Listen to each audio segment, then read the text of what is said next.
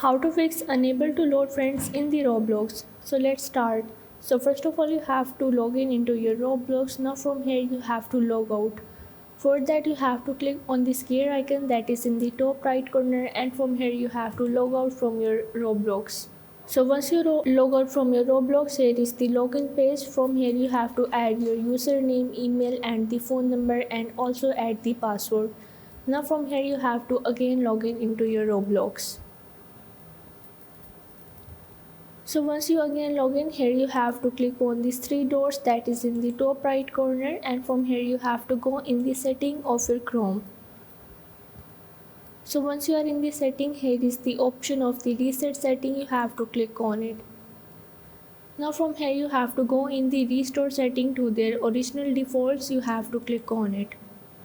Now from here you have to enable this icon of the help make Chrome better, and from here after that you just have to reset the setting.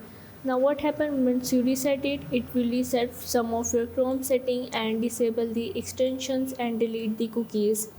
And once you reset your settings, you just have to again log in into your Roblox and you are able to reset it.